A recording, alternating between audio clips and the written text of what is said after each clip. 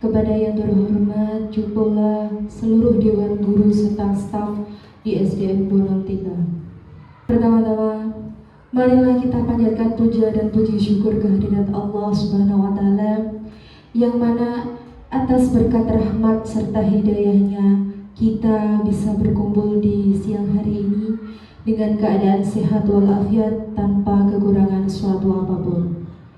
Salawat serta salam senantiasa kita aturkan kepada junjungan kita Nabi Agung Muhammad Sallallahu Alaihi Wasallam, yang tentunya kita nantikan syafaatnya nanti di yaumil akhir atau yaumul kiamah. Amin ya rabbal alamin. Di sini perkenankanlah saya menyampaikan susunan acara pada siang hari ini dengan tema diseminasi pemahaman dan penerapan konsep inti budaya positif sesuai konsepsi filosofi pendidikan Ki Hajar Dewantara. Adapun susunan acara pada siang hari ini yang pertama yaitu pembukaan, yang kedua sambutan dari kepala sekolah, yang ketiga penyampaian diseminasi budaya positif, yang keempat lain-lain, yang kelima penutup. Adapun acara yang pertama yaitu pembukaan, marilah kita sama-sama buka dengan bacaan umum kitab Al-Aniyah Sholihah Al-Fatihah. Bismillahirrahmanirrahim. Alhamdulillahirabbil alamin arrahmanirrahim maliki yaumiddin iyyaka na'budu wa iyyaka nasta'in ihdinas siratal mustaqim siratal ladzina an'amta 'alaihim ghairil maghdubi 'alaihim waladdallin. Amin amin ya rabbal alamin. Semoga dengan bacaan umum kitab tersebut dapat memperlancar acara pada siang hari ini. Acara yang kedua yaitu sambutan dari kepala sekolah, yaitu beliau Ibu Siti Kasromiati. Kepada beliau waktu dan tempat kami persilakan.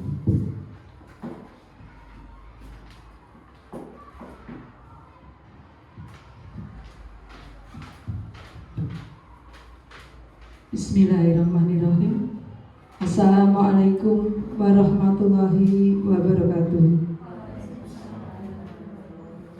Yang kami hormati Bapak dan Ibu Guru SD Negeri Bonang 3, yang kami hormati narasumber Ibu Hasan Anstari dalam kegiatan diseminasi siang hari ini dengan mengambil modul 1.4 dengan tema budaya positif.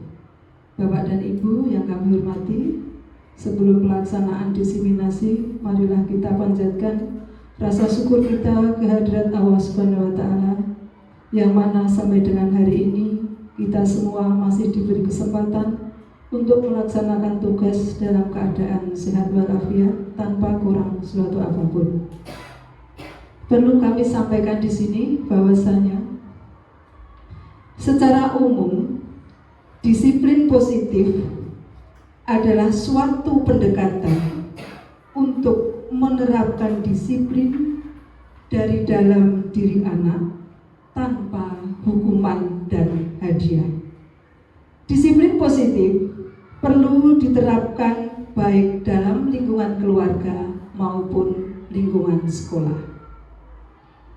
Dengan menerapkan disiplin positif, diharapkan tindak kekerasan dapat dihindari. Demikian yang dapat saya sampaikan dalam kegiatan diseminasi pada siang hari ini. Semoga sedikit yang saya sampaikan ini bisa bermanfaat untuk kita semua. Terima kasih atas perhatiannya. Wassalamualaikum warahmatullahi wabarakatuh. Acara selanjutnya yaitu penyampaian materi tentang diseminasi pemahaman dan penerapan konsep inti budaya positif sesuai konsepsi filosofi pendidikan Ki Hajar Dewantara oleh beliau narasumber yaitu Ibu Hasanah Lestari Luhur SPD. Kepada beliau waktu dan tempat kami persilakan.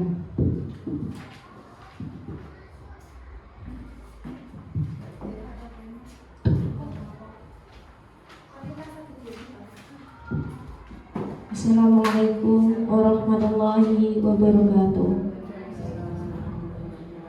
Terima kasih kepada Ibu Ibu Siti Kasromiati selaku Kepala Sekolah SD Negeri Gua 03. Terima kasih untuk Bapak Ibu Guru SD Negeri Gua 03 yang telah meluangkan waktunya untuk saya agar dapat melaksanakan diseminasi yang merupakan salah satu tugas dari calon guru penggerak angkatan 9 Kabupaten Pati. Di sini saya di depan diberi kesempatan oleh Tuhan Yang Maha Esa untuk mendapatkan ilmu, yaitu tentang penerapan budaya positif, sehingga kita di sini akan bersama-sama yaitu belajar supaya nanti penerapan budaya positif di SD Negeri Gua 03 dapat berjalan dengan lancar, dapat diterapkan ke seluruh kelas, baik kelas 1 sampai dengan kelas 6. Kemudian nanti akan menjadi sebuah keyakinan sekolah, yang dimana keyakinan sekolah tersebut akan berdampak sangat besar untuk murid-murid kita. Nah, di sini Bapak Ibu, sesuai dengan judulnya yaitu diseminasi pemahaman dan penerapan konsep inti budaya positif sesuai konsepsi filosofi pendidikan Ki Hajar Dewantara. Sebelum kita ke materinya, ada pertanyaan pemantik di sini. Pertanyaan pemantiknya yaitu, apakah Anda setuju dengan pernyataan ini? 1. Hukuman dapat mendisiplinkan anak. Kira-kira siapa yang setuju atas pernyataan tersebut? Dari Bapak Ibu guru yang ada di sini, bagaimana? Setuju atau tidak setuju? Tidak setuju. Oke, yang kedua, pemberian hukuman dengan hal positif seperti membaca atau membersihkan halaman sekolah dapat meningkatkan disiplin anak. Setuju atau tidak setuju? Setuju? Setuju atau tidak setuju? Setuju. Oke, kebanyakan setuju. Yang ketiga, memberi penghargaan dapat meningkatkan motivasi belajar anak. Setuju atau tidak setuju? Setuju? Tidak setuju. Oke, dari pernyataan ketiga ini kita akan belajar Bapak Ibu nanti apakah selama ini kita itu sudah menerapkan sesuai dengan filosofi pendidikan Ki Hajar Dewantara, yaitu merdeka, di mana kata merdeka itu bukan kok kita dengan santai atau dengan seenaknya memerdekakan anak atau memberikan kebebasan kepada anak, bukan, tetapi merdeka dalam artian Ki Hajar Dewantara adalah anak bisa memerintah dirinya sendiri tanpa ada paksaan dari orang lain. Nah, kali ini diseminasi hari ini yang akan saya bawakan ada 6 topik. Yang pertama, topik pembahasannya yaitu disiplin positif dan nilai-nilai kebajikan universal. Yang kedua, teori motivasi, hukuman, penghargaan, dan restitusi. Yang ketiga, keyakinan kelas. Yang keempat, kebutuhan dasar manusia dan dunia berkualitas. Yang kelima, restitusi, yaitu 5 posisi kontrol. Dan yang keenam, tentang restitusi segitiga restitusi. Apakah dari ke-6 topik ini Bapak Ibu sudah mendengar sebelumnya? Nah, belum pernah ya. Nah, di sini ini ke-6 modul ini kebetulan saya terima pada modul 1.4, di mana kemarin sudah melalui modul 1, ini saya sudah beranjak ke modul 2. Modul 2 adalah pembelajaran berdiferensiasi. Modul 1 kemarin filosofi pendidikan Ki Hajar Dewantara, di antaranya 1.1 itu filosofi pendidikan KHD, 1.2 itu nilai dan peran guru penggerak, 1.3 itu visi guru penggerak, dan 1.4 ini adalah budaya positif. Yang kemarin saat saya sudah menyampaikan 1.1, 1.2 dan 1.3 tentang visi, saat pendampingan ada Pak Arif juga ke sini, saat kita sama-sama menyusun visi sekolah kita, apakah sudah sesuai dengan filosofi Ki Hajar Dewantara, apakah sudah sesuai dengan karakter profil pelajar Pancasila. Nah, itu semua kemarin kan ada masalah. Nah, kok nek anake oke iso ditoto, kudu ngene, apa yang harus kita lakukan? Ternyata semua itu dijawab di modul 1.4 ini Bapak Ibu. Jadi untuk yang pertama yaitu kita akan membahas disiplin positif dan nilai-nilai kebajikan universal. Disiplin positif, kalau kita ketahui sendiri kata disiplin. Disiplin menurut Anda itu apa? Kira-kira Bu Adis, apa Bu Adis? Disiplin menurut Bu Adis apa? Menurut Bu Adis, menurut Bu Mul, disiplin apa Bu Mul? Selama ini pemikirannya disiplin itu apa? Selama ini pemikirannya.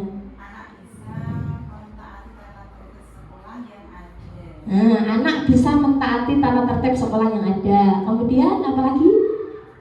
Taat aturan, ya, tepat waktu, ya. Nah, kita pasti arah kalau kita melihat kata disiplin itu kudu naati peraturan, kudu enggak melanggar peraturan, kudu nglakoni apa sing wis menjadi peraturan sekolah. Seperti itu nggih Bapak Ibu nggih. Nah, ini digathokke dengan nilai-nilai kebajikan universal. Nilai-nilai kebajikan universal itu apa? Contohnya beriman, bertakwa, religius, kejujuran, peduli lingkungan. Itu nilai-nilai kebajikan universal Bapak Ibu. Tanggung jawab, menghormati, empati, peduli, ya, itu adalah nilai-nilai kebajikan universal. Di sini, untuk meningkatkan kita ketahui bahwa pendidikan yang dulu dengan yang sekarang memang jauh berbeda. Kalau dulu saat zaman saya mungkin nek ditutuk itu anak itu manut, tapi nek sekarang itu nek ditutuk anak itu badali. Nah, sekarang kita harus melihat bahwa dunia pendidikan itu semakin berubah. Semakin berubah karena apa? Karena kodrat alam dan kodrat zaman. Kodrat zaman sudah kita ketahui tentang perkembangan teknologi yang begitu luar biasa. Sehingga kita tidak boleh memandang perubahan pendidikan yang semakin maju itu masih melihat dengan pendidikan yang masih lampau atau tempo dulu konvensional. Itu kita tidak boleh Bapak Ibu. Jadi kita harus berpikiran terbuka, mau menerima apapun yang terjadi, mau menerima apapun perubahan yang ada, sehingga kita pun akan terus belajar. Jadi kita kepengen anak kita atau murid kita semakin terus belajar, gurunya pun harus juga ikut belajar. Begitu. Terus ini yang pertama yaitu perubahan paradigma. Silahkan ini saya bagikan stick note satu-satu, geser ya Pak JK. Silakan ditulis hal sesuatu yang paling berharga, silakan tuangkan dalam stick note tersebut. Sesuatu yang paling berharga itu silakan tuliskan pada stick note yang saya bagikan. Kemudian setelah jenengan tulis, jangan kasih tahu ke teman sebelah. Itu adalah rahasia Bapak Ibu guru semuanya. Akan tuliskan hal yang paling berharga yang Anda miliki di kehidupan saat ini. Silakan tuliskan pada stick note kalian masing-masing. Stick note Bapak Ibu masing-masing. Silakan ditulis. Keluarga mungkin digenggam, jangan sampai ada yang mengambil, karena itu adalah sesuatu yang sangat berharga dari Bapak Ibu guru semua. Untuk diri kita sendiri, yang paling berharga untuk diri kita sendiri, bukan untuk murid. Diri kita sendiri. Satu saja Bu, satu saja.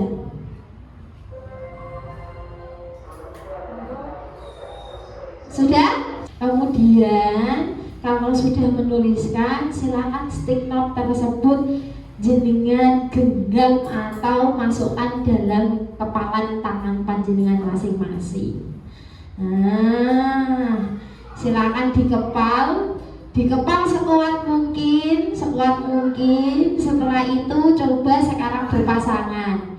Bu Siti dengan Bu Mul, Bu Dalenah dengan Mbak Wan, Pak JK dengan Bu Dia, Bu Adis dengan Bu Lutfi. Monggo, itu kan kepalanya masing-masing. Sekarang kepala itu tadi kan sudah mengepal satu-satu. Yang satu membuka kepalaan tangan itu kan barang berharga. Barang berharga kan tidak mungkin jenengan lepas secara cuma-cuma atau ini kita kan tidak seperti itu. Maka teman yang satunya akan membujuk Anda untuk membuka kepalan tangan Anda sebisa mungkin. Carane piye? Apa menghardik, apa menghukum, apa menyuap, silahkan lakukan itu. Coba sekarang praktekkan masing-masing.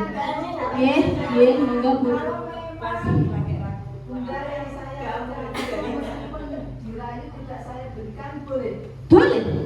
Boleh, monggo, silahkan.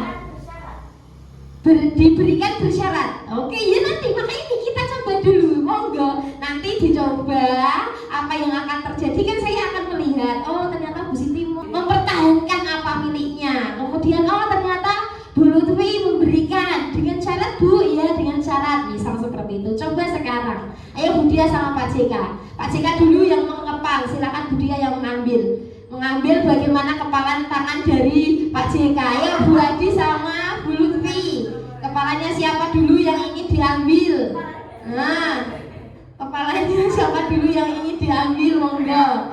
Bu Delina sama Mbak Wan, monggo. Nah, ayo diambil sekuat tenaga. Silakan. Monggo boleh merayu. Ayo Joli apa? Di Joli silakan. Bisa apa tidak? Oke, sudah ya? Nah, sudah. Sudah. Bu Adi sama Bu Lutfi tidak terambil, genggaman tangannya tidak terambil. Oke. Bu Dalina terambil apa tidak? Bu Siti dan Bu Won tidak boleh. Karena itu adalah sesuatu hal yang berharga untuk Bapak Ibu semua.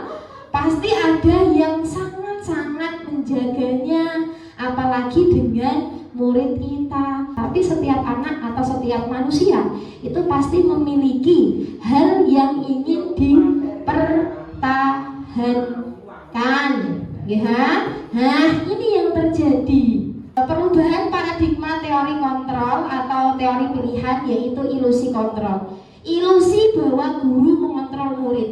Siapa yang tahu ilusi? Ilusi adalah kondisi yang terjadi akibat dari salah persepsi. Kita menganggap bahwa guru mengontrol murid. Nggih napa mboten? Terus yang kedua, kritik dan ilusi bahwa kritik serta membuat orang merasa bersalah itu dapat menguatkan karakter mereka. Terus yang ketiga, ilusi bahwa semua penguatan positif, efektif dan bermanfaat. Penguatan positif itu efektif dan bermanfaat. Kemudian ilusi bahwa orang dewasa memiliki hak untuk memaksa. Ini pasti kalau jenengan pahami dengan sangat terjadi di lingkungan kita. Nggih napa mboten Bapak Ibu? Nggih, jelas sekali. Nah, ini itu adalah kondisi yang terjadi akibat salah persepsi Bapak Ibu. Terus baiknya bagaimana? Baiknya seperti ini. Perubahan paradigma stimulus respon tentang teori kontrol atau teori pilihan. Siapa sesungguhnya yang memiliki kontrol? Kontrol tentang untuk diri kita sendiri. Kalau stimulus responnya, kita mencoba mengubah orang agar berpandangan sama dengan kita. Tapi yang sebenarnya harus terjadi, kita berusaha memahami pandangan orang lain tentang dunianya. Yang kedua, perilaku buruk dilihat sebagai suatu kesalahan. Tapi yang sebenarnya terjadi, semua perilaku memiliki tujuan, baik itu buruk, baik itu tidak. Orang lain bisa mengontrol saya, itu pemikiran yang selama ini. Orang lain bisa mengontrol saya, tapi kenyataannya hanya Anda yang bisa mengontrol diri Anda. Pemaksaan ada pada saat bujukan gagal. Yang terjadi sebenarnya Kolaborasi dan konsensus menciptakan pilihan-pilihan baru. Konsensus ini keselarasan gitu Bapak Ibu. Kolaborasi itu juga kerjasama, sama artinya kerjasama. Kemudian model berpikir menang atau kalah. Selama ini kita berpikir ada yang menang, ada yang kalah. Kenapa kita tidak berpikir model berpikir menang-menang, tidak ada yang kalah? Nah, ini sebenarnya ini yang terjadi saat ini, dan yang dirubah di paradigma baru yang benar adalah seperti ini. Lalu apa langkah kita? Langkah kita harus melihat ini Bapak Ibu. Kita harus bisa memahami pandangan orang lain tentang dunianya. Kita harus bisa berperilaku bahwa orang lain itu walaupun berperilaku salah itu memiliki tujuannya. Kemudian tidak ada orang lain yang bisa mengontrol dirinya. Kolaborasi dan kerjasama. Nah, kolaborasi dan kerjasama itulah yang akan menciptakan pilihan-pilihan baru. Kemudian model berpikir menang-menang, jangan berpikir menang kalah, tapi sekarang berpikirnya menang-menang. Nah, itu terus apakah kata disiplin tadi sudah saya singgung di depan. Nah, ini penjelasannya yang lebih runtut. Berasal dari kata Latin disciplina yang artinya itu belajar Bapak Ibu. Jadi disiplin itu bukan berarti kita itu menaati sebuah aturan. Jadi disiplin itu bukan berarti bocah itu kudu taat terus kudu nuruti apa kekarepane peraturan itu tadi, bukan. Disiplin itu yang benar adalah belajar. Disiplin diri membuat orang menggali potensinya menuju sebuah tujuan apa yang dia hargai. Itu disiplin diri. Namun dalam budaya kita, makna kata disiplin telah berubah menjadi sesuatu yang dilakukan seseorang pada orang lain untuk mendapatkan kepatuhan. Kecenderungan umum adalah menghubungkan kata disiplin dengan ketidaknyamanan, bukan dengan apa yang kita hargai ataupun pencapaian suatu tujuan mulia. Kata disiplin itu memang benar. Dulu saya sekolah itu nek jenenge disiplin kuwi ora kepinu. Mangkat tepat waktu, sepatu hitam, sepatu hitam, ora hitam dihukum gurune nggih Bapak Ibu. Nah, itu sesuai dengan itu tadi. Ketidaknyamanan bukan dengan apa yang kita hargai atau pencapaian suatu tujuan mulia. Nggih. Monggo, Ibu. Sesuai dengan yang dibuat sekolah, Nggih. itu pedoman yang disebut dengan kurikulum. Betul. Itu ada tata tertib. Betul. Tata tertib dibuat oleh sekolah ini padahal untuk dipatuhi oleh semua anak didik. Nggih. Di mana tata tertib itu antara lain anak harus disiplin. Betul. Nggih. Apakah selama ini tata tertib yang sudah dibuat oleh sekolah itu salah? Nggih. Pertanyaan bagus sekali Ibu. Kemarin juga saya tanyakan bahwa di dalam kurikulum memang terdapat sebuah tata tertib yang harus kita patuhi, di mana itu tata tertib baik dari murid, baik untuk guru, baik untuk kita semuanya yang ada di warga sekolah. Bukan kok tata tertib itu langsung kita kategorikan salah, bukan Bapak Ibu.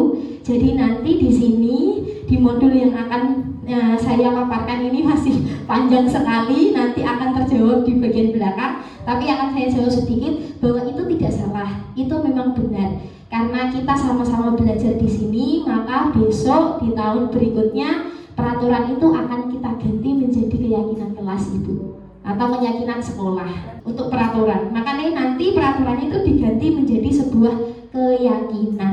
Yang pertama itu dibuat kesepakatan, setelah kesepakatan mendapatkan kesepakatan kelas 1, 2, 3, 4, 5, 6, dibuatlah sebuah keyakinan sekolah. Gitu ya. Nah, ini yang kedua, nilai-nilai kebajikan universal. Nilai-nilai kebajikan adalah sifat-sifat positif manusia yang merupakan tujuan mulia yang ingin dicapai setiap individu. Nilai-nilai tersebut bersifat universal. Universal itu berarti terbuka untuk umum ya Bapak Ibu ya. Nilai kebajikan universal itu disepakati untuk semua kalangan tanpa memandang ras, bahasa, suku, agama, dan lain sebagainya. Kemudian setiap perilaku atau perbuatan memiliki suatu tujuan. Ini juga harus kita pahami bahwa setiap apapun yang dilakukan murid itu murid pasti memiliki sebuah tujuan atau sebuah alasan. Dengan mengaitkan nilai-nilai kebajikan yang diyakini seseorang, maka motivasi intrinsiknya akan terbangun. Motivasi intrinsik apa? Dorongan dari dalam, dari dirinya sendiri Bapak Ibu.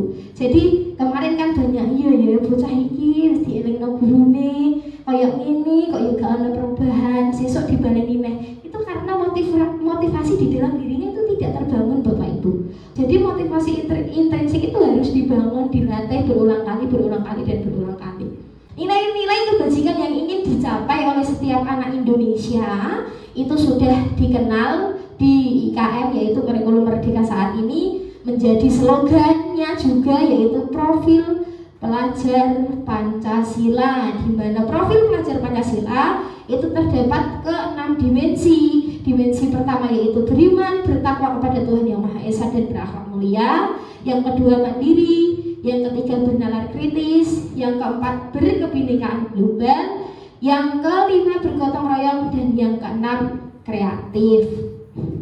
Pembahasan yang kedua atau topik yang kedua yaitu teori motivasi, hukuman, dan penghargaan serta restitusi. Pasti baru tahu Bu, nek motivasi sudah kenal, hukuman sudah kenal, penghargaan sudah kenal, restitusi. Pernah mengenal kata restitusi? Keringanan, oke. Nanti kita lihat di sini ya, di sini. Teori motivasi atau teori perilaku untuk manusia. 1. Untuk menghindari ketidaknyamanan atau hukuman. Apa yang akan terjadi apabila saya tidak melakukannya? Ini termasuk motivasi eksternal yang kita bangun untuk anak, yang kita berikan, stimulus yang kita berikan setiap harinya. Yang kedua, untuk mendapatkan imbalan dari orang lain atau institusi, apa yang akan saya dapatkan apabila saya melakukannya? Itu motivasi eksternal juga. Ini penghargaan. Yang nomor 2 itu penghargaan. Yang kedua itu hukuman. Terus yang ketiga, untuk menghargai diri sendiri, saya akan menjadi orang yang seperti apa bila saya melakukannya. Itu termasuk motivasi internal atau tujuan disiplin positif. Jadi intinya di sini Bapak Ibu, kita itu untuk menciptakan budaya positif. Sebenarnya modul ini itu selaras dengan kita yang akan melaksanakan sebuah AMBK, di survei lingkungan, di survei karakter. Itu kalau kita bisa menerapkan sebuah budaya positif atau disiplin positif ini, jelas AMBK akan mudah, tidak ada yang namanya rapat merah di rapat mutu kita. Karena apa? Kalau kita melakukannya ini, tapi memang berbicara itu lebih mudah ketimbang praktek. Pasti kalau kita mempraktekannya, banyak sekali tantangan-tantangan yang harus kita hadapi, terutama murid-murid yang memiliki karakteristik yang berbeda-beda. Setelah itu, nah ini tadi juga sudah saya singgung di depan. Merdeka menurut Ki Hajar Dewantara itu, merdeka artinya tidak hanya terlepas dari perintah, akan tetapi juga cakap untuk memerintah diri sendiri. Itu kata merdeka Bapak Ibu. Jadi tidak selama ini yang kita merdeka itu bebas, tanpa hambatan, tanpa suatu apapun. Tapi merdeka itu kita itu bisa memerintah diri kita sendiri. Ayo sinau iki, ayo supaya iso karirnya berkembang bagaimana, ayo supaya bocah iki iso ngikuti pelajaranku mau ibune kayak piye. Jadi seperti itu juga di murid juga seperti itu kita terapkannya.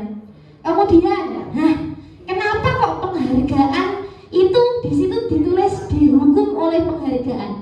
Kalau kita ketahui ya Bapak Ibu, memang di TK, di SD, saya pun pernah menerapkan teori penghargaan bahwa jika anak yang berhasil, kita berikan sebuah penghargaan. Tepuk tangan saja itu anak sudah merasa dirinya itu dihargai. Tapi penghargaan di sini yang dimaksud adalah penghargaan yang sangat-sangat berlebihan. Contoh kemarin saya dicontohkan seperti ini. Misal orang tua. jika orang tua itu menerapkan kepada anak.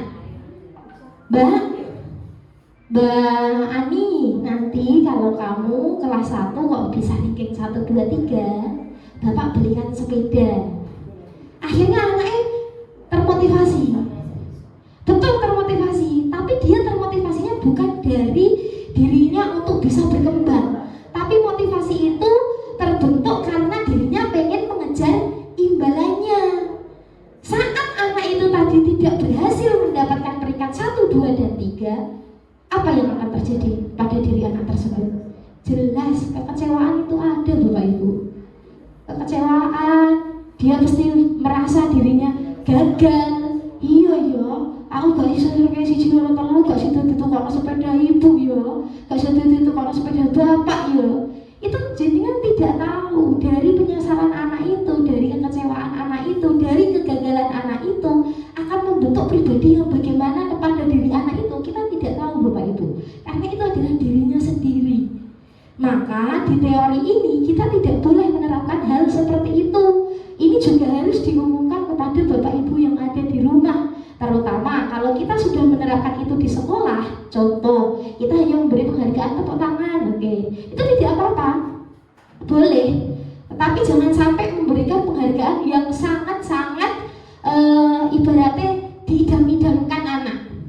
Kok aku nentu iki, aku untuk bintang bisa pamer karo kancane. Itu bener akan memotivasi anak, tapi memiliki sifat negatif yang lain daripada itu semua. Gitu ya Bapak Ibu ya. Bahwa penghargaan berlaku sama dengan hukuman, dalam arti meminta atau membujuk seseorang melakukan sesuatu untuk memenuhi suatu tujuan tertentu dari orang yang meminta atau yang membujuk. Dorongan eksternal dan akan ada faktor ketergantungan. Nggih napa mboten? Jelas biasanya nek TK. Wah, aku untuk bintang siji, 1 hari, 2 hari, 3 hari, anak bahagia. Tapi suatu saat, Bu, aku benar kok gak diberi bintang, Bu. Bu, aku ini kok tidak diberi bintang, Bu. Jadi dia itu melakukan sebuah kegiatan hanya ingin mendapatkan imbalan atau mendapatkan apa yang diinginkan dari bujukan orang tersebut. Sehingga maka dikatakan teori penghargaan itu sama juga menghukum diri anak, bukan memberikan motivasi. Terus Napa Bu? Untuk kebiasaan SD kita, mungkin ya dengan SD yang lain. Betul. Setiap akhir tahun pembelajaran, Betul. penerimaan rapor semester 2, Betul. ada hadiah. Betul. Untuk anak peringkat 1, 2, 3. Betul. Bagaimanakah untuk selanjutnya setelah mengetahui? Setelah mengetahui ini harus dihilangkan, Ibu. Jadi nanti tidak akan ada tahun depan penghargaan antara peringkat 1, 2, dan 3. Sebenarnya di kurikulum 2013 kemarin kita sudah mengenal bahwa tidak ada yang namanya peringkat. Tapi mau gimana lagi, itu sudah menjadi sebuah kebiasaan SD kita. Nah, karena ini kita tahu sudah tahu dasarnya. Jadi makanya saya kumpulkan di sini. Kebetulan juga saya disuruh desiminasi tugas ini sehingga membuka pikiran kita semua. Saya pertama waktu membaca modul ini, saya juga tercengang Bapak Ibu.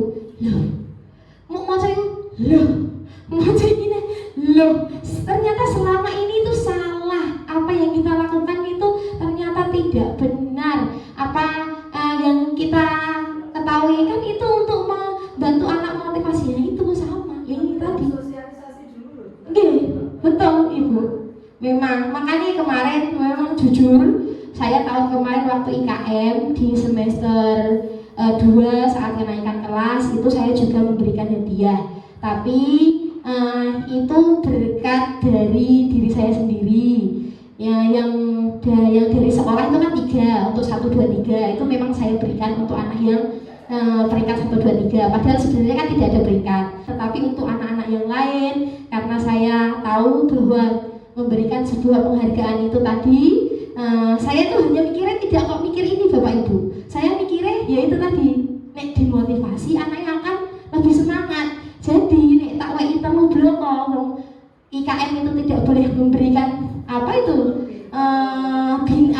peringkat 1, 2, 3. Nek tak 3. Maka kemarin saya berikan keseluruhan, walaupun jerone gak podo Bapak Ibu. Jerone kelas 1, yang 1, 2, 3 itu sama, tapi yang lainnya itu saya samakan dengan kata-kata yang sama. Tidak saya unggulkan yang ini, tidak saya unggulkan, tapi saya berikan penghargaan kata-kata. Nah, akhirnya itulah yang maksud saya itu memotivasi. Tapi ternyata itu dibantah di modul 1.4 ini. Jadi kemarin saya hanya waktu belajar itu, ini berarti salah. Oh, ini berarti salah. Nah, kedua, depan Bu. Itu kan kebetulan di SD kita ada CGP. Nggih. Karena SD yang lain belum ada CGP. Nggih, maka dari itu Bu. Terjadi kesenjangan. Insya Allah tidak Bu.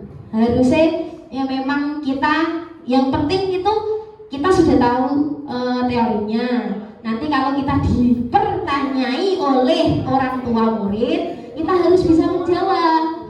Karena kita memang harus tahu dasar pertama murid itu, kita tidak boleh melihat murid itu adalah kertas yang kosong tanpa apa-apa. Kemarin kan sudah saya sampaikan kita harus melihat murid itu bagaikan kertas yang sudah tergaris, tetapi garisnya itu samar-samar.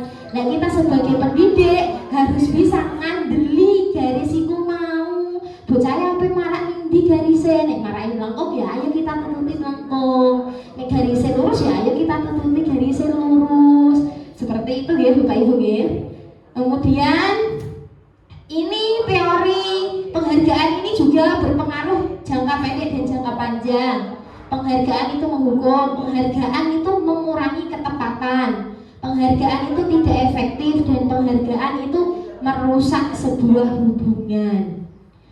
Untuk dihukum oleh penghargaan itu bisa mengakibatkan pada diri anak, yaitu penghargaan menurunkan kualitas anak. Jika dia sudah merasakan gagal saat dia mengharapkan sesuatu, pasti dia akan merasa, gak situ. Nek tidak dimotivasi oleh orang yang memberi penghargaan itu lagi. Contoh tadi yang saat peringkat 1, 2, 3 akan diberikan sepeda oleh ibu. Tanda enggak untuk peringkat 1, 2, 3, akhirnya anaknya merasa gagal. Orang tua tidak melihat dari situ, perkembangan pembelajarannya akhirnya mundur. Padahal itu adalah konsekuensi atau hasil dari perbuatan yang kemarin. Nah, kecuali nek dimotivasi lagi, gak apa-apa nduk kowe gantok peringkat wis sesuk ning kelas 3 nih ya, belajar sing rajin ya. Oh nek siji loro telu pokoke tak wehi hadiah sepeda. Itu juga sama Bapak Ibu. Dia itu akan mengurangi menurunnya kualitas dirinya sendiri. Jadi dia bukan belajar untuk meyakini bahwa aku sinau iki nggo awakku. Tapi dia belajar hanya untuk aku bentuk sepeda. Gitu ya. Terus penghargaan mematikan kreativitas. Penghargaan juga mengurangi motivasi intrinsik yang ada dalam dirinya. Caranya ini belajar kemampuan, padahal dia itu belajar sudah tepat, hanya butuh dukungan dari orang tua tanpa harus embel-embel ada penghargaan, tapi malah dia embel-embel di penghargaan, akhirnya dia salah berpersepsi atau miskonsepsi anak itu tadi. Nah, itu tadi juga tidak baik. Nah, ini harus dihindari. Kemudian bentuk program kebajikan apresiasi. Nah, apresiasi yang harus kita lakukan dalam memberikan apresiasi atau pengakuan itu juga harus ada yang diingat Bapak Ibu. Perlu diingat beberapa hal saat memberikan pengakuan secara khusus kepada murid. Kita kalau melihat ada murid itu tadi kok melakukan suatu nilai yang baik, kita harus melakukannya secara khusus untuk dirinya. Kemudian beri pengakuan secara pribadi.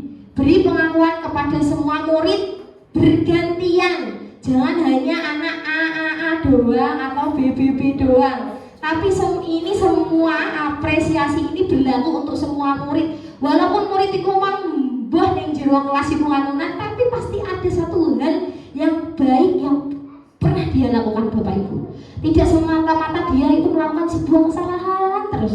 Nah, hal baik yang tidak pernah dilakukan dia, yang saat itu jenengan ketahui, tolong diapresiasi sebaik mungkin. Karena kita tidak tahu dari situ saat kita mengapresiasi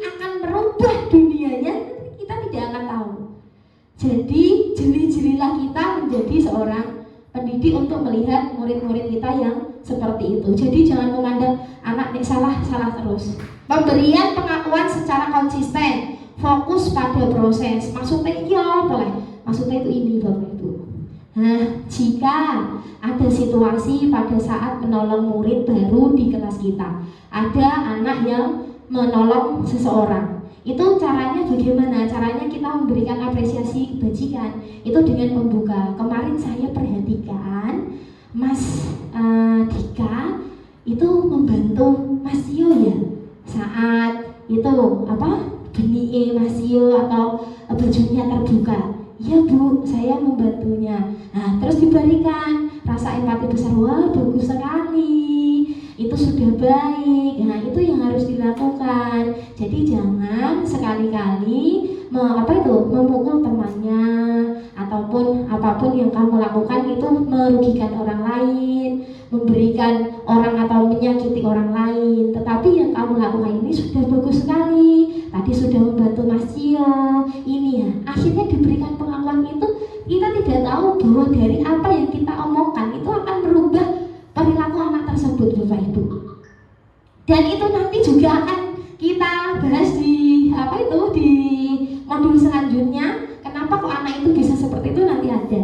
Nah, saya menghargai terus nilai kebajikannya adalah itu kepedulian. Pada saat kamu membantu teman-temanmu di tugas kelompok, dia peduli sekali dengan teman-temannya. Itu juga kita harus hargai. Wah, Mbak, siapa itu namanya Mbak Savana, bagus sekali.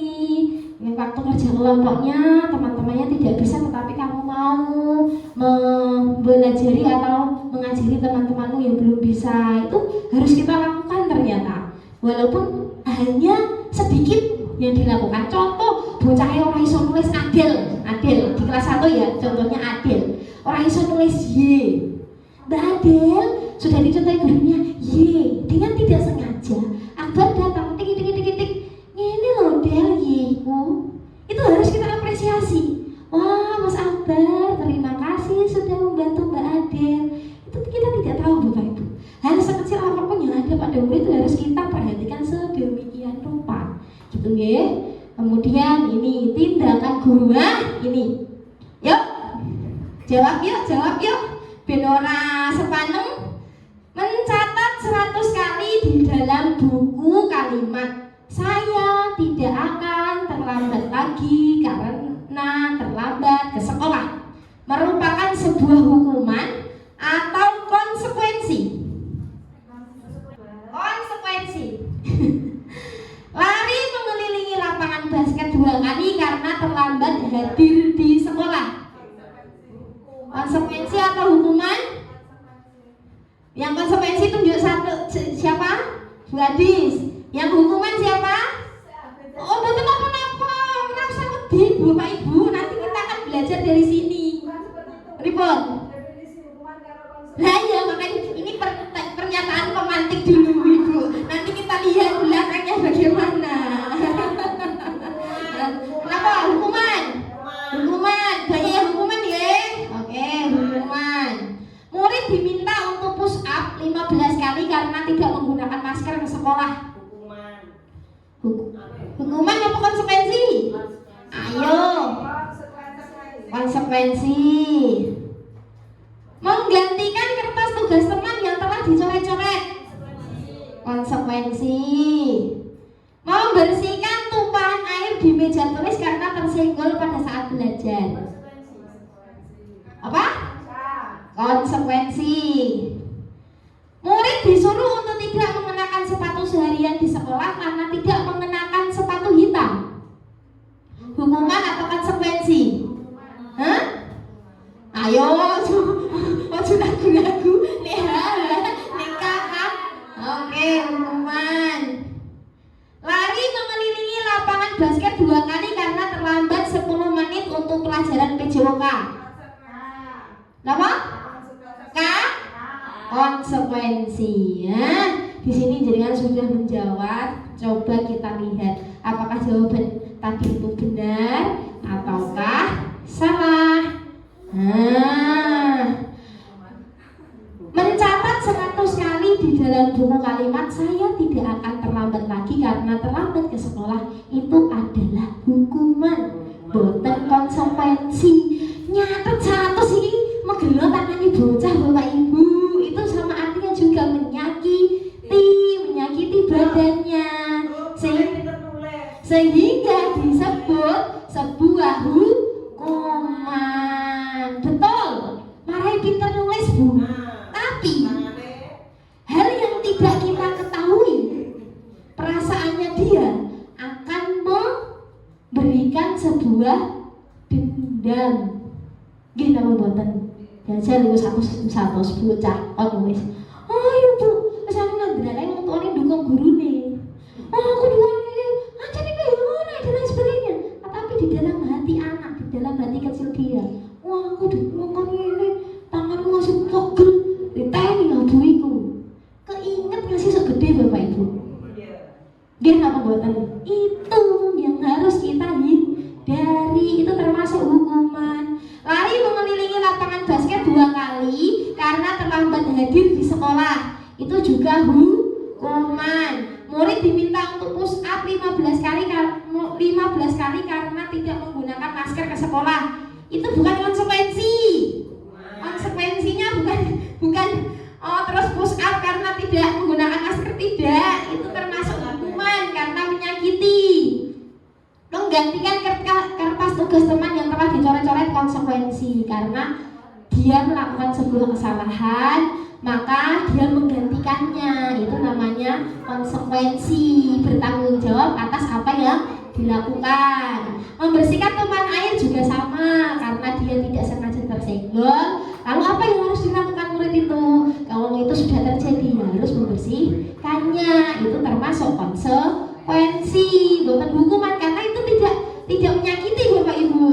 Kemudian murid disuruh untuk tidak mengenakan sepatu seharian di sekolah karena tidak mengenakan sepatu hitam, itu termasuk hukuman. Iki wis bocahe isin, wis bocahe loro sikile, wis bakale dieling-eling sak selawase dene urip. Engko menangane duwe anak pun iso diceritakno anake aku ndek biyen lho, ora nganggo sepatu hitam bisa dihukum sedina masih sikilmu kapalan. Nah, itu termasuk hukuman. Kemudian lari mengelilingi lapangan basket 2 kali karena terlambat 10 menit untuk pelajaran PJOK. Ini termasuk konsekuensi. Kenapa kok termasuk konsekuensi? Karena saat pelajaran PJOK, kalau kita terlambat 10 menit, kita ketahui bahwa pembelajaran PJOK tidak akan mungkin dilaksanakan apabila tidak melakukan pemanasan. Nah, dia terlambat karena pemanasan itu tadi, makanya disuruh lari. Jadi itu sebuah konsekuensi, bukan sebuah hukuman. Terus kemudian apa itu restitusi? Dimana yang tadi saya katakan bahwa selama ini saya pun baru tahu Bapak Ibu, namanya restitusi itu juga ini restitusi. Restitusi adalah proses menciptakan kondisi bagi murid untuk memperbaiki kesalahan mereka sehingga mereka bisa kembali pada kelompok mereka dengan karakter yang lebih kuat. Restitusi juga merupakan proses kolaboratif yang mengajarkan murid untuk mencari solusi untuk masalah mereka dan membantu murid berpikir tentang orang seperti apa yang mereka inginkan menjadi tujuan mulia dan bagaimana mereka harus memperlakukan orang lain. Nah, ini yang paling sangat harus kita pahami. Identitas gagal yaitu hukuman. Sesuatu yang menyakitkan harus terjadi. Tidak nyaman untuk murid atau anak untuk jangka waktu yang panjang. Korban mendapatkan keadilan. Murid atau anak akan tersakiti. Perilaku pasif agresif meningkat. Sistem tidak akan berjalan bila murid tidak takut. Berlaku hanya pada sebuah institusi, tidak berlanjut pada kehidupan nyata. Peraturannya adalah kamu harus, murid atau anak membenci sebuah peraturan. Kalau identitas sukses atau disiplin, yaitu terjadilah sebuah konsekuensi dan restitusi. Konsekuensi itu sesuatu yang harus terjadi. Tidak nyaman untuk murid atau anak untuk jangka waktu pendek. Korban bisa diabaikan. Murid atau anak dibuat tidak nyaman. Penguatan hanya bertahan dalam jangka waktu pendek. memberikan monitoring dan supervisi terus-menerus dari guru, membantu penerapan mengikuti peraturan dalam masyarakat. Apa peraturannya? Mampukah kamu melakukannya? Terima kasih. Murid atau anak menghormati peraturan. Ini konsekuensi Bapak Ibu, seperti yang tadi sudah terjadi. Terus apa restitusi? Restitusi itu kita memberikan sebuah pilihan. Nek memang ada suatu masalah atau yang terjadi atau kasus-kasus di dalam sekolah, kita di sebuah lembaga pasti tidak jauh dari kasus-kasus yang dibuat oleh murid. Jadi yang harus kita lakukan itu memberikan sebuah pilihan pada murid. Kedua, menguatkan murid dalam jangka waktu yang panjang. Korban mendapatkan ganti. Anak yang merasa dikorbankan itu mendapatkan ganti solusi dari permasalahan yang dia rasakan. Kemudian murid atau anak mendapatkan penguatan dari guru. Masalah terpecahkan, murid belajar bertanggung jawab untuk perilakunya. Fokus pada pemecahan masalah dalam jangka waktu yang panjang. Apa yang harus kamu yakini? Apa yang bisa kamu lakukan untuk memperbaiki masalah ini? Dan murid akan menghormati dirinya dan orang lain. Nah, ciri-ciri dari restitusi itu ada 9. 1. Bukan untuk menebus kesalahan, namun untuk belajar dari kesalahan. Jadi bocah salah ini bukan sepatutnya salah ya Bapak Ibu. Bocah salah ini berarti dia akan belajar dari kesalahannya. Kita juga ketahui nih, kita melakukan kesalahan pasti akan kita ingat-ingat. Oh, ini aku melakukan kesalahan ini, ojo tak baleni neh. Itu termasuk adalah proses belajar. Nah, kedua, memperbaiki hubungan. Ketiga, kalau bocah tukaran, bagaimana kita bisa memperbaiki hubungan anak tersebut. Tawaran, bukan paksaan. Kita menawarkan, bukan memaksa. Gue kudu ngene. Ketiga, restitusi menuntun untuk melihat ke dalam diri, ke anak itu sendiri. Jangan kita memberikan sebuah jawaban, tapi kita menggali pertanyaan dari anak. Mas, tadi kamu melakukan seperti itu, apakah itu hal yang benar? Anaknya menjawab, Tante Sui, kamu mikir, aku nggak tahu ya Bu. Oh, nggak tahu. Diberikan contoh-contoh yang lain. Oh, seperti itu. Bagaimana? Sudah paham? Sudah.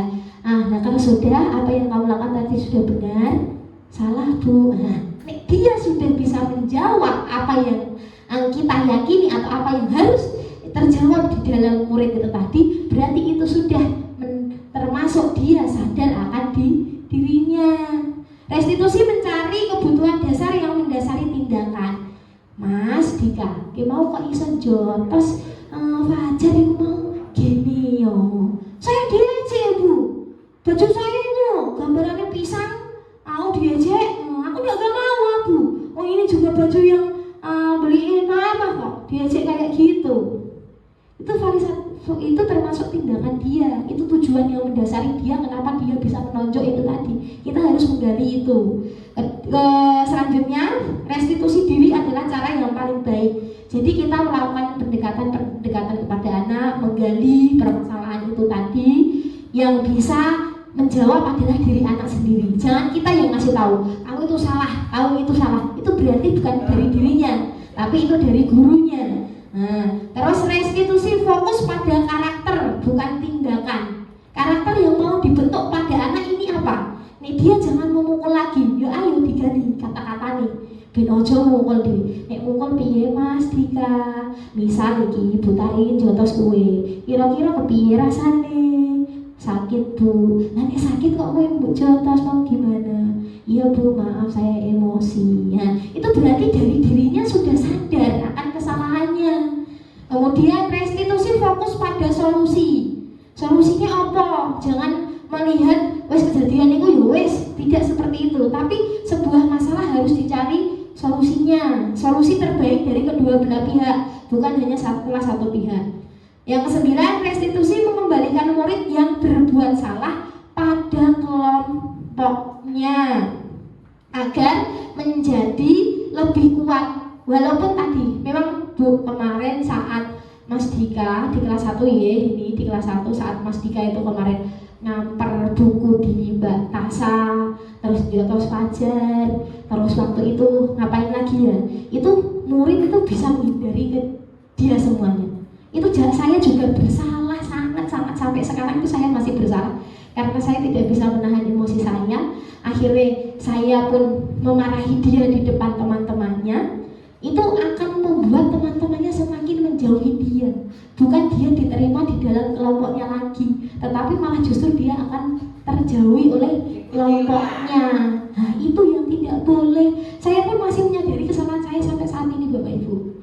Jadi tidak selamanya itu saya benar, bukan. Saya di sini diberi kesempatan untuk bisa menyampaikan ilmu ini supaya kita bisa belajar bersama-sama sehingga nanti sekolah kita semakin berkembang lebih baik. Yang ketiga yaitu keyakinan kelas.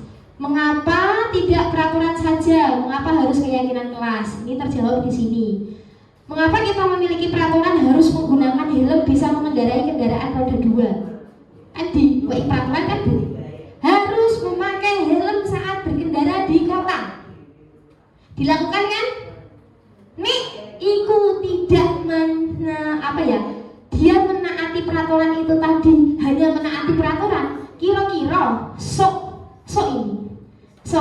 dia akan pergi bawa helm atau dia akan wong ciru ae kok gak usah helm.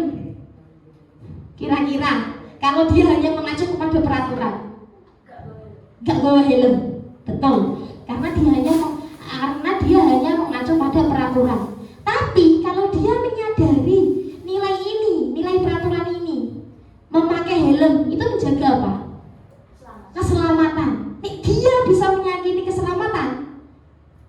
Walaupun cedok, pasti dia akan bawa helm. Karena dia sadar bahwa helm itu bukan peraturan, tapi helm itu menjaga dirinya dari sebuah keselamatan. Nah, itu loh yang harus kita bangun di sekolah kita. Ojo nek ana bocah sing salah utawa bocah sing kepiye terus dia mau wah. Itu tidak. Aku ya podo ngono Bu ini.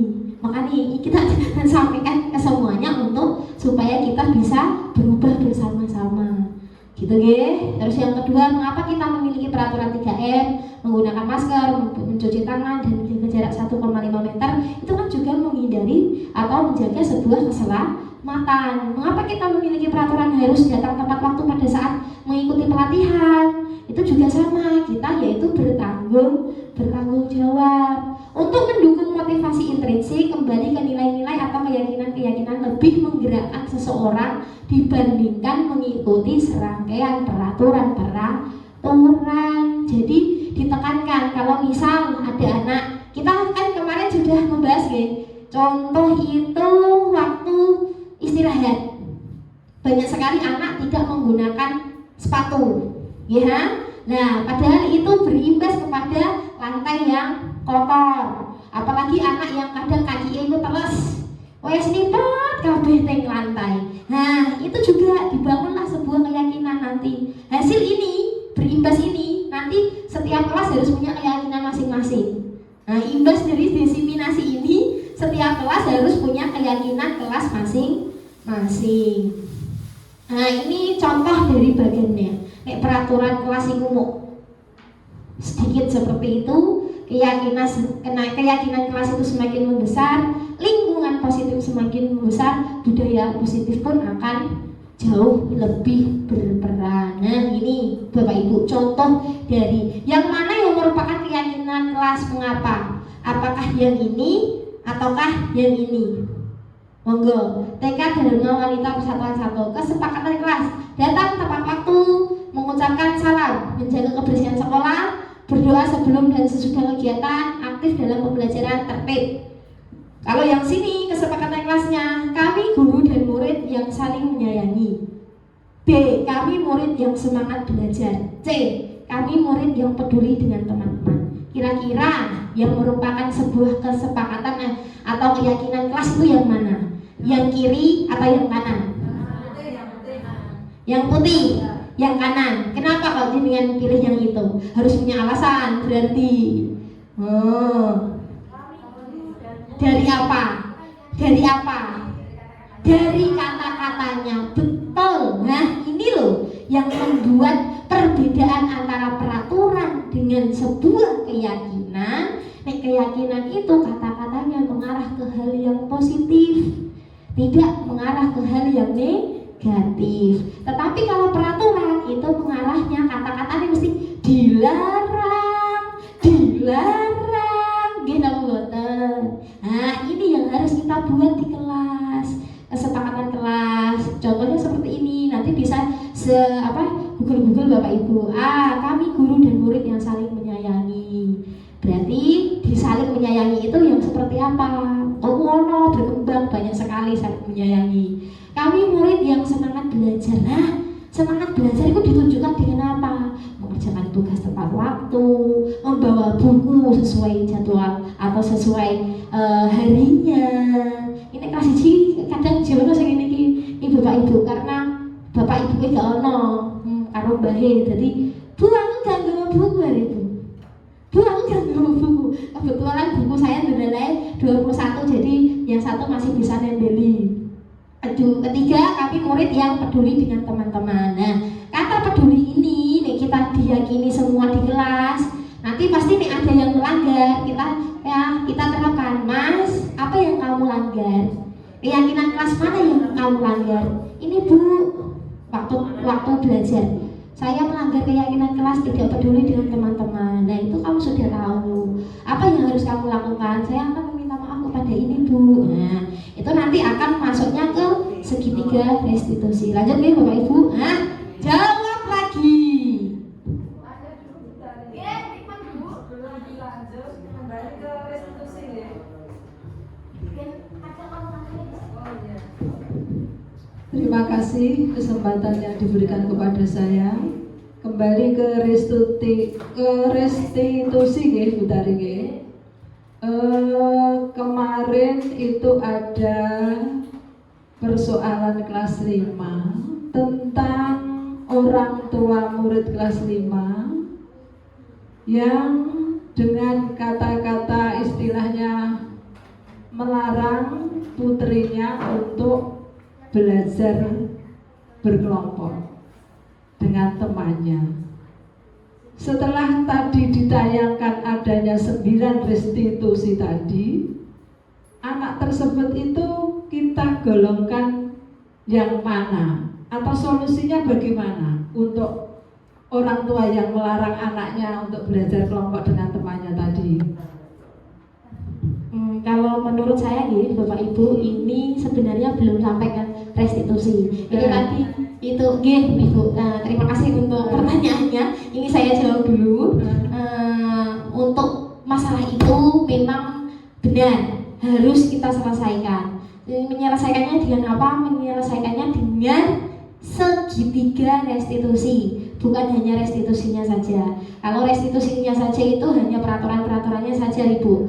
Kalau segitiga restitusinya nanti berlaku kepada tindakan apa yang harus kita lakukan. Karena merupakan 3, pertama itu menstabilkan identitas, kedua itu validasi tindakan yang salah, kemudian yang ketiga itu keyakinannya mereka.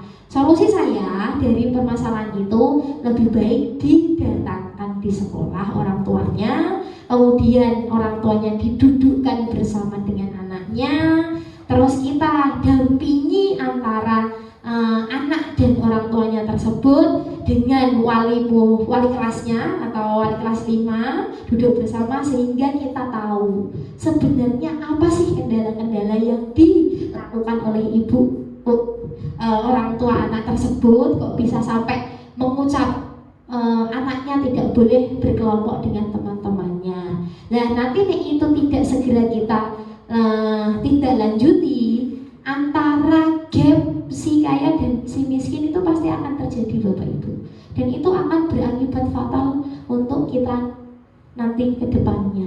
Jadi solusi saya, datangkanlah orang tuanya, dudukannya bersama dengan anaknya, kemudian didampingi oleh wali kelasnya. Lah, kita guru-guru yang akan menjadi sebuah manajer untuk ketiga orang tersebut ini. Gitu ya. Kelompok itu kan membuat anak untuk bisa saling menerima, saling menghargai, bekerja sama, menerima perbedaan-perbedaan itu tadi. Nek misal anaknya seperti itu kan saja kan pasti ada akibat yang fatal nantinya. Nah, orang tua itu mungkin tidak merasakan itu atau tidak berpikir tahu. Oke, makanya itu. Nah itu harus kita manajer. Ini nanti ada di nomor 5 kelihatannya. Ini kan baru nomor 3. Peraturan keyakinan kelas selalu kembalikan buku ke tempatnya. Keyakinan kelasnya apa? Kata positifnya. Kata positifnya. Apa? Tadi sudah benar loh. Ada yang jawab? Tanggung jawab, betul. Iya betul, tanggung jawab. Hadir di setiap 5 menit sebelum pembelajaran dimulai. Apa? Disiplin. Bergantian atau menunggu giliran. Nek antri itu berarti kita melatih apa? Kebajikan universalnya. Nah, kesabaran. Nah, dari ini ya Bapak Ibu, jadi kan sudah bisa membuat keyakinan kelas. Yang dimaksud keyakinan yang kayak ini Bapak Ibu. Jangan kok langsung sebuah ini. Selalu kembalikan buku ke tempatnya. Padahal itu batinnya kita ini. Tapi keyakinan kelas yang harus dibuat itu jangan itu, tapi tanggung jawab. Jadi nanti berimbas dengan kata-kata yang lain. Kita itu bisa mengenai, oh berarti mengembalikan itu jadi tanggung jawab. Nah selama ini kan anak-anak mau ngerti nih, oh nilai balik no, wes gitu toh. Dia tidak tahu, dia melakukan itu dia belajar tentang arti apa. Gini buatan. Kemudian yang keempat, kebutuhan dasar manusia dan dunia berkualitas. Nah ini anak-anak melakukan sebuah kegiatan Bapak Ibu atau melakukan sebuah masalah yang menurut kita itu masalah, yang menurut kita itu tindakan yang salah, tapi sebenarnya sebuah tindakan yang dilakukan oleh manusia itu berdasarkan ini, kebutuhan dasar manusia. Apa sih kebutuhan dasar manusia itu? Kebutuhan dasar manusia itu ada 4. Yang satu kasih sayang dan rasa diterima, yang kedua penguasaan, yang ketiga kesenangan, dan yang keempat adalah kebebasan. Ini saling berkesinambungan Bapak Ibu, tidak bisa dipisahkan satu dan yang lainnya tidak bisa. Kita itu setiap manusia butuh sebuah kesenangan. Nek kita nggak senang, nggak iso, stres sama dewi. Kita butuh sebuah kasih sayang. Nek kita nggak merasa disayangi, hidup kita tidak berarti. Kayak rasanya, iki kok gula apa sih aku iki? Gini buatan. Kita aja yang orang tua lagi, kita aja yang ibaratnya orang dewasa. Anak juga seperti itu. Ini adalah dasar dari kebutuhan manusia. Kemudian ini yang paling penting, 5 posisi kontrol. Nah ini tadi yang ditanyakan oleh Ibu Siti Kasromiati tentang permasalahan di kelas 5.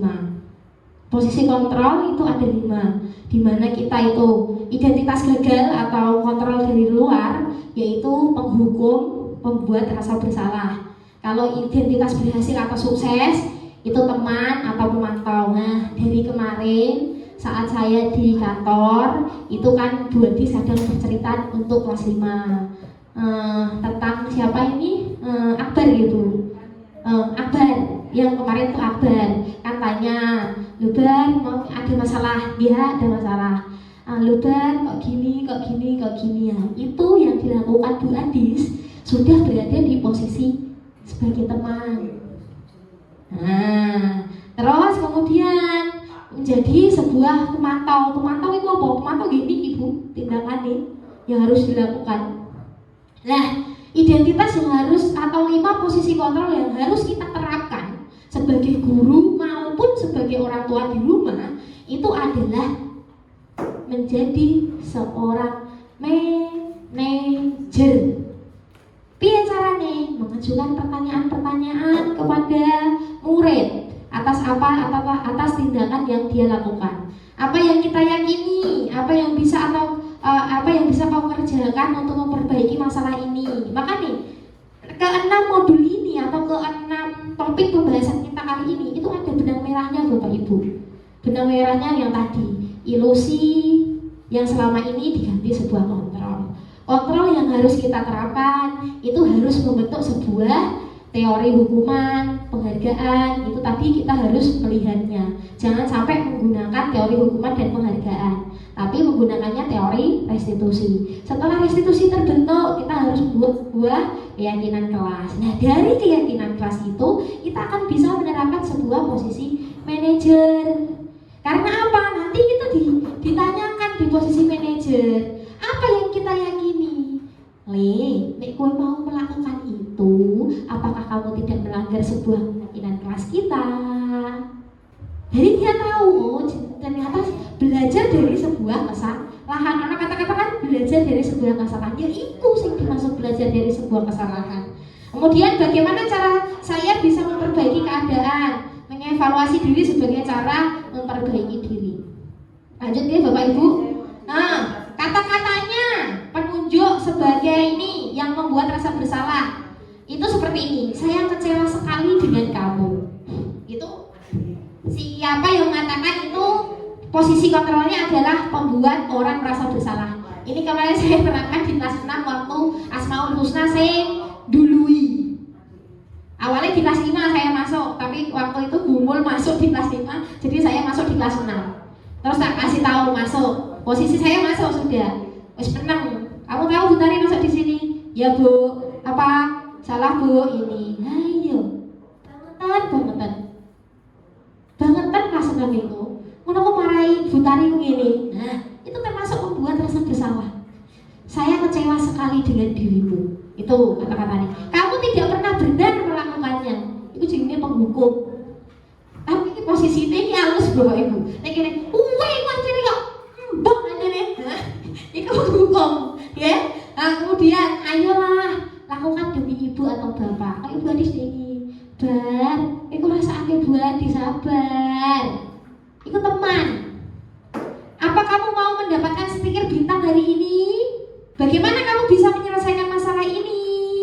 Manajer melakukan sebuah solusi. Apa yang harus dilakukan? Kamu selalu yang paling terakhir. Wah kok carry terus nulis kawin-kawinan. Nah itu penghukum. Ya. Sekarang yang terakhir itu segitiga restitusi. Segitiga restitusi adalah ada 3 nih Bapak Ibu. Langkah pertama yaitu menstabilkan identitas. Langkah kedua itu validasi kebutuhan atau validasi tindakan. Dan yang ketiga menanyakan sebuah keyakinan. Nah, yang menstabilkan identitas, contoh-contoh pernyataannya kepada anak itu seperti ini. Setiap orang pasti pernah melakukan kesalahan. Itu distabilkan identitasnya. Gini bocah melakukan kesalahan, diundang Bu Guru, dengan Bu Guru tampak iku mudeng ini salah Bapak Ibu. Nggih lho mboten. Iku biasanya nek guru, nek pas saiki nganu lagi emosi, dia bilang awake kita sendiri itu tidak bisa memungkiri kalau kita sedang emosi pasti tidak bisa mengontrol diri kita. Nggih napa mboten? Nah ini sebagai segitiga restitusi ini contohnya misal ada sebuah kasus. Fajar di dalam pembelajaran Bu Tari senengane delosor. Dikon garap, ngasih tekan istirahat, orang garap. Itu termasuk masalah. Dan saat saya ke kantor, saya laporan kalau menggerutu pajare Bu Siti delare kantor. Bu, "Apa ya, Mbak?" "Buah lho, Bu, pajar ya banget kok. Bocah kok iso ngene."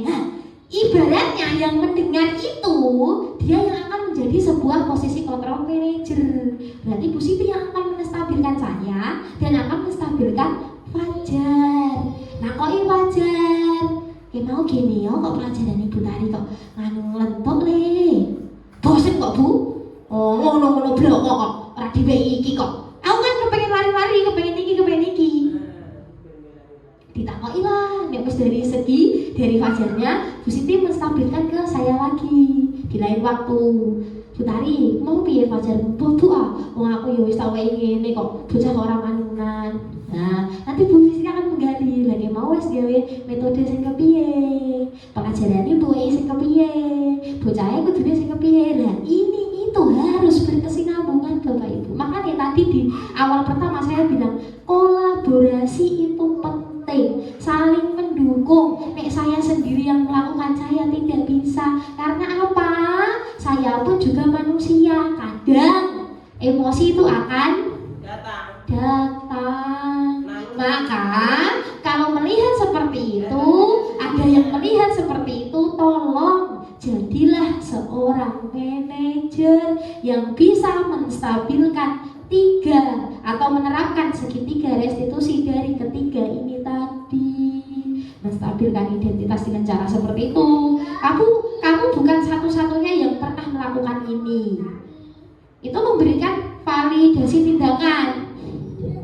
Nah, yang kedua itu validasi kebutuhan. Kamu tentunya punya alasan mengapa kamu melakukan gini oleh Jar. Emang kan dia alasan aja. Kok kowe mau gak melakukan, kok kowe mau gak ndungokno apa iku jenenge pelajaran Ibu Tari. Aku lupa main di salah-salah terus kok. Aku nulis ini aku salah, aku salah. Terus ada juga, ada kan cara yang lebih efektif untuk mendapatkan apa yang kamu butuhkan. Aku pengen ini lho Bu, nek aku gak iso aku diwarai. Kok nek aku senengku ku ambil cio ya Bu, aku ben diwarai cio. Nah, dari situ nanti anak yang akan membuat apa alurnya untuk menyelesaikan masalah itu anak, bukan guru. Yang ketiga, menanyakan keyakinan. Terus dari anak yang sudah aku salah. Terus habis itu dia ditanya alasannya, alasannya ini wis tok alasannya. Ditanya, apakah yang kamu lakukan selonjor-selonjoran, tidak menghargai Ibu Tari tadi itu benar, wajar? Ya tidak Bu. Nah terus, menurutku kudune kepiye? Apa sing mbok langgar ning kelas? Ya saya tidak menghormati orang lain. Nah, nek gak menghormati orang lain, apa yang seharusnya kamu lakukan? Nek pancen Bu, aku gak ngerti. Lho, kowe nek gak dihargai kancamu kowe kudune kepiye? Dijarno ngono, dikon mulai ngono. Ya ndak, terus piye nek melakukan kesalahan itu? Minta maaf Bu. Nah, minta maaf ya bisa apa? Minta maaf ya Ibu Tari. Anak yang harus menjawab itu, bukan guru yang kowe kudu ya lo maaf ya Ibu Tari, emang bariyane tidak. Jadi nek melakukan sebuah kesalahan itu anak yang menentukan sendirinya. Jadi nek dia seperti itu, dia menggali kesadarannya dia sendiri. Dia akan berpikir, oh aku mau kudu ini, oh aku kudu iki, oh aku dan lain sebagainya. Memang nek teori itu gampang Bapak Ibu. Bolak-balik itu nek praktek di lapangan pasti akan menemukan kesulitan. Tapi saya yakin nek kita akan menerapkan ini, walaupun kepada satu anak kok tidak bisa, saya yakin kepada yang lain anak kita akan mendapatkan keberhasilan. Nek itu sudah ada yang berhasil nantinya, pasti dia lagi oh iya, jebule ngene iki sing dimaksud. Nek kita mencobanya beberapa kali, saya yakin akan berhasil. Tapi kalau mencobanya hanya satu kali, ora bubu, jari nemdengi nglakoni iki, nyatane tak lakoni yo gak iso. Tapi itu kepada anak yang A. Coba lakukan kepada anak yang B.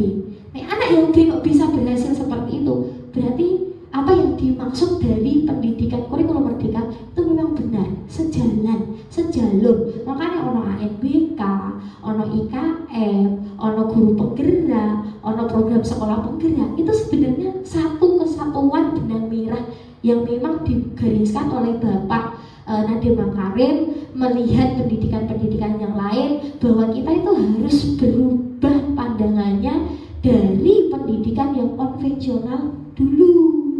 Ojo dipadakno kaya ndek biyen, dipadakno kaya ndek biyen terus ya tidak akan bisa. Gitu ya Bapak Ibu, sampai sini saya tutup saja walaupun sebenarnya masih ada. Nah, ini dari apa kesimpulan yang ada bahwa disiplin positif itu tidak bisa mengontrol orang lain, hanya Anda yang bisa mengontrol diri Anda. Semua perilaku itu memiliki tujuan. Model berpikirnya itu harus menang-menang, kolaborasi dan konsensus. Realitas atau kebutuhan kita berbeda, kita berusaha memahami pandangan orang lain. Setiap orang itu memiliki gambaran yang berbeda. Nah dari sini itu yang gambaran berbeda itu ke 5 kebutuhan dasar manusia. Dari model berpikir ini itu kita menerapkan 5 posisi kontrol. Di mana di 5 posisi kontrol itu kita menerapkan yang paling baik adalah manajer, di mana manajer harus menerapkan sebuah segitiga restitusi, dan segitiga restitusi harus mengacu kepada 5 kebutuhan dasar. Kemudian semua perilaku memiliki tujuan, yaitu ada teorinya. Setelah itu nilai-nilai kebajikannya digali. Setelah nilai-nilai kebajikannya digali, terbentuklah sebuah keyakinan kelas. Kalau sudah terbentuk keyakinan kelas, maka terjadilah motivasi intrinsik yang akan bisa membuat budaya positif di sekolah kita itu terjalin atau akan terbentuk, sehingga proses pembelajaran itu akan aman, nyaman, bahagia, tidak ada kesenjangan antara satu dan yang lain, walaupun siji gak iso. Kita melihat materi, gak ada yang tahu kok. Bocah-bocah itu bakal esok dadi apa itu tidak ada yang tahu. Dan ya. Terus apalagi di zaman sekarang, IT. Wes ora usah takut guru ini, takut IT ku iso. Tapi apa yang akan menjadi pembeda antara murid dengan IT yang akan dia kedepannya dia nanti saat dia melakukan sebuah pendidikan kedepannya, apa yang akan menjadi pembeda antara dia dengan IT? Padahal IT saiki wis dibekali iso sensori iki, ya apa tidak robot itu? Yang menjadi pembeda apa? Hanya sopan santun, karakter, perilakunya. Jadi melalui diri budaya positif ini saya berharap saya yang akan memulai lebih dulu, mohon untuk dukungan, mohon untuk kolaborasinya. Apa yang sudah saya dapatkan juga sudah saya tularkan bersama di sini. Nanti kita akan berpikir bersama-sama, belajar bersama-sama apa yang tadinya kita sudah salah.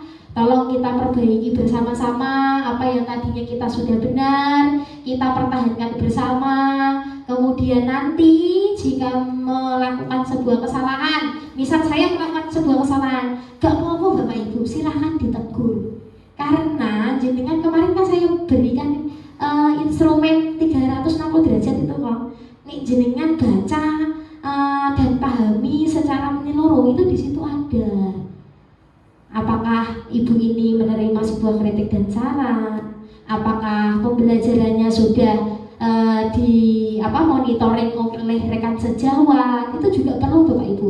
Dan nanti tindak lanjutnya itu banyak sekali dari CGP ini. Dan semoga dengan adanya ini tadi membuka atau mencerahkan Bapak Ibu semua. Mari bergerak bersama, saling berkolaborasi dan saling mendukung satu sama lain guna menciptakan budaya positif di sekolah yang dapat mendukung pembelajaran yang berpihak pada murid. Sekian dari saya, kurang lebihnya mohon maaf. Wassalamualaikum warahmatullahi wabarakatuh. Terima kasih kesempatan pada hari ini dalam acara kegiatan diseminasi. Mohon maaf sebelumnya tadi saya pribadi tidak memberikan sambutan dengan adanya dukungan dan lain sebagainya, tetapi dalam hati kecil kami semua selalu memberi dukungan pada Bu Tari untuk pelaksanaan CGP ini. Dan marilah kawan-kawan untuk bisa berkolaborasi antara guru yang satu dengan yang lain supaya bisa Bu Tari menyelesaikan tugas CGP ini dalam tepat waktu dan menjadi generasi penerus di SD 23. Kemudian tindak lanjut yang bisa dilaksanakan oleh orang guru-guru pada saat setelah diseminasi ini itu nanti tolong ditunjukkan, karena memang memang kami salah semua ya, bukan salah sih, memang baru tahu kali ini ya adanya penjelasan seperti itu. Maka dari itu segala tingkah laku yang dilakukan oleh rekan-rekan guru tentunya banyak kekurangannya karena baru tahu penjelasan hari ini. Maka dari itu untuk perbaikan kedepannya, monggo Bu Tari yang memberi contoh, ataukah rekan-rekan yang mengalami butuh bantuan dengan Bu Tari, solusi itu bisa rembukan musyawarah dengan Bu Tari di dalam menyelesaikan kasus yang ada pada anak khususnya di SD Negeri 23. Karena tahun ini memang berbeda dengan anak-anak tahun kemarin. Setiap tahun kita mempunyai murid yang berbeda sehingga penanganannya pun harus berbeda. Maka dari itu setelah sedikit demi sedikit tahu dalam acara diseminasi ini, insya Allah di SD 23 ada perubahan untuk menuju yang lebih baik. Ngoten Bu Hadis, kaya aku dek ini ya salah. Kenapa kelas 5 memang tak dukani. Ada berapa anak itu? Karena pada waktu jam pelajaran masih bermain bola ya. Iku termasuk konsekuensi apa tanggung jawab? Udah bingung ya aku kurang ngerti. Itu Bu Tari, terima kasih atas penjelasannya pada siang hari ini. Semoga kita menjadi lebih jelas dan kedepannya monggo bersama-sama untuk menata anak-anak didik kita menjadi lebih baik, di mana Bapak Ibu guru itu memang menjadi manajer bagi anak-anaknya. Bukan saya saja kepala sekolah yang menjadi manajer untuk guru-guru, tapi guru-guru kita menjadi manajer bagi anak-anak didik. Gitu ya, Bu Tari. Terima kasih. Assalamualaikum warahmatullahi wabarakatuh. Waalaikumsalam warahmatullahi wabarakatuh. Kalau tindak lanjut dari diseminasi ini, Bapak Ibu, nanti tindak lanjutnya setiap kelas silahkan luangkan waktu saat apapun itu, entah itu pelajaran SSD atau entah pelajaran apapun, tergantung Bapak Ibu semua. Buatlah sebuah keyakinan yang akan disepakati oleh satu kelas. Dan saat membuat sebuah keyakinan, jangan gurunya yang kau itu tanggung jawab ya, bukan seperti itu. Tapi anak, gali dari anak. Nek kowe ku nyileh barang kok koncone, kowe kudu balekno apa ora? Bu, kudu dibalekno. Misal ada nek bocah SD ora Bu rasa dibalekno. Lah nek ora rasa dibalekno saiki coba apa iku pensilmu dipinjem Bu Tari, gak tak balekno ya. Bagaimana? Ya enggak mau lah, nek enggak mau berarti rasa apa yang ingin kamu gali atau kamu terapkan di situ. Ayo belajar saling menggali, ngandani bocah iki. Kowe nek nglakoni iki, iku berarti kowe berlatih rasa iki. Kowe berlatih kebajikan iki. Kowe berlatih nilai iki. Selama ini anak itu hanya melakukan sebuah kegiatan tanpa dia tahu bahwa dia itu aku belajar bertanggung jawab. Aku belajar sebuah menghormati orang lain. Aku belajar menghargai orang lain. Nah, itu nanti digali. Gak usah banyak-banyak Bu keyakinan kelas. Jadi sepakati setiap kelas tolong ditempel di dinding. Jadi misal ada sebuah masalah di kelas, anak suruh baca lagi, waca keyakinanmu. Di masalah iku mau sing mbok lakoni, sing mbok langgar sing endi? Tunjuk ini gak iso ngomong, nek ini lali. Tunjukno iki keyakinan kelasmu. Iki Bu sing tak langgar. Berarti itu juga sama, sudah menggali dari dirinya sendiri.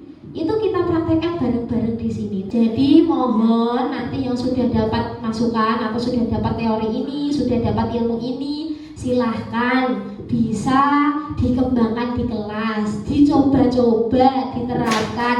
Apakah teori itu benar atau salah, nanti jenengan sendiri yang akan merasakannya. Ternyata teori ini bener ya. Sing dikarepno iki. Itu nanti jenengan juga tidak terasa, itu jenengan juga sama-sama belajar Bapak Ibu. Bapak Ibu, itu saja yang bisa saya sampaikan.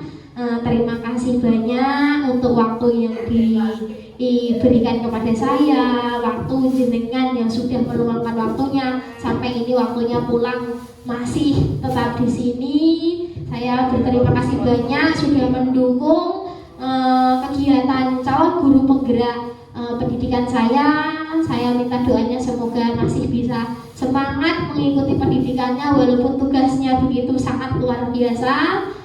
Semoga diberi kesehatan, keberkahan, ilmu yang berkah sehingga bisa memajukan dan memberikan perubahan positif di SD Negeri Gunung Tiga. Sekian, wassalamualaikum warahmatullahi wabarakatuh. Baik, terima kasih atas pemaparan yang sangat-sangat berharga dan sangat-sangat kita butuhkan dari Bu Tari. Semoga dari pemaparan tersebut menjadikan sekolah kita tercinta ini menjadi lebih baik ke depannya. Makan kuaci siang-siang bersama Bu Asin. Cukup sekian dan terima kasih. Wabillahi taufiq wal hidayah. Wassalamualaikum warahmatullahi wabarakatuh.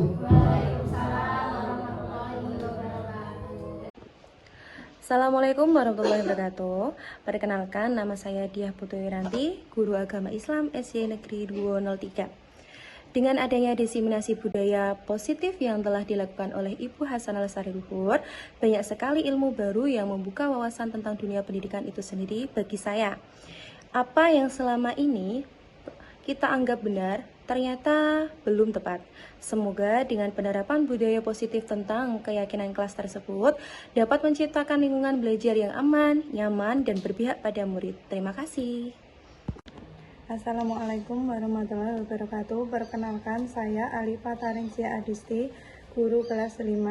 Dengan adanya desiminasi budaya positif yang kemarin saya ikuti, banyak membuka wawasan tentang dunia pendidikan yang selama ini dilakukan belum tepat.